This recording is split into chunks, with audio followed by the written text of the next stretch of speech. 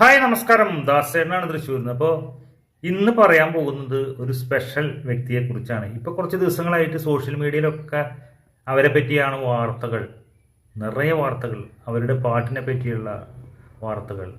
ചിന്മയി ശ്രീപാദ നിങ്ങൾക്ക് എല്ലാവർക്കും അറിയാമെന്ന് വിശ്വസിക്കുന്നു.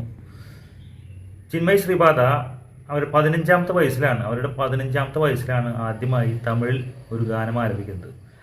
AR റഹ്മാൻ, ഇന്ത്യൻ സിനിമയുടെ അല്ലെങ്കിൽ ലോക സിനിമയുടെ തന്നെ ഏറ്റവും നല്ല സംഗീതജ്ഞൻ എന്നറിയപ്പെടുന്ന AR റഹ്മാൻ്റെ കണ്ണത്തിൽ മുത്തമിട്ടാൽ എന്ന സിനിമയിലൂടെയാണ് ചിന്മയി ശ്രീപാദ തമിഴ് ഇൻഡസ്ട്രിയിലേക്ക് കടന്നു വരുന്നത്.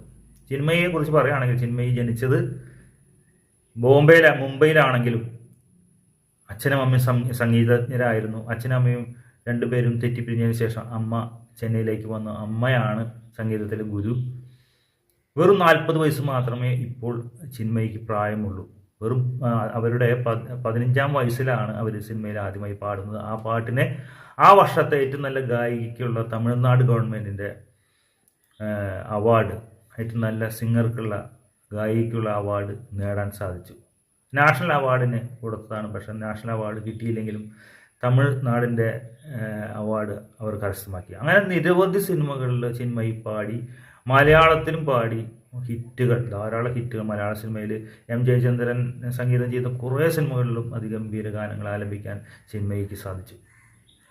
പക്ഷേ കുറച്ച് വർഷങ്ങൾക്ക് മുമ്പ് മീ ടു എന്ന സംഭവത്തിൽ, അതായത് അവിടുത്തെ പ്രശസ്തരായുള്ള രാധാരവി, സിനിമ നടനായുള്ള രാധാരവി, അതുപോലെ തന്നെ തമിഴ്നാട്ടിലെ പ്രശസ്തനായുള്ള കവി കൂടിയായുള്ള വൈരമുത്തുവിനെതിരെ മീ ടു കംപ്ലൈൻറ്റ് റേസ് ചെയ്തുകൊണ്ട് തമിഴ്നാട് ഗവൺമെൻറ്റും അല്ലെങ്കിൽ തമിഴ്നാട് സിനിമയും 7 വർഷത്തോളം സിനിമയിൽ നിന്ന് ഭ്രഷ്ട് കൽപ്പിക്കുകയാണ് ഉണ്ടായത്. ചിന്മയിക്കെതിരെ ഭ്രഷ്ട് കൽപ്പിക്കുകയും 7 വർഷത്തോളം സിനിമയിൽ പാടാതിരിക്കുകയും ചെയ്തു.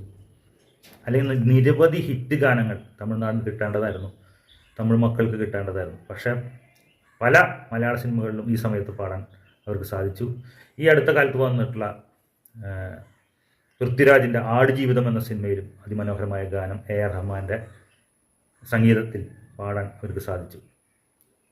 ഇപ്പോഴത്തെ വിഷയം അതല്ല. ഇപ്പോഴത്തെ വിഷയം എന്താണെങ്കിൽ, തഗ് ലൈഫ് എന്ന കമലഹാസൻ നായകനായിട്ട് അഭിനയിച്ച പുറത്തിറങ്ങിയ തഗ് ലൈഫ് എന്ന സിനിമയിലെ ഒരു മനോഹരമായ ഗാനം, ആ ഗാനം ചിട്ടപ്പെടുത്തിയത് AR റഹ്മാൻ തന്നെയായിരുന്നു. പക്ഷേ പാടിയത് ചിന്മയി ആയിരുന്നില്ല. എങ്കിൽ കൂടെ ഈ തഗ് ലൈഫിൻ്റെ ഒരു വലിയൊരു സെലിബ്രേഷൻ പ്രോഗ്രാമിൽ,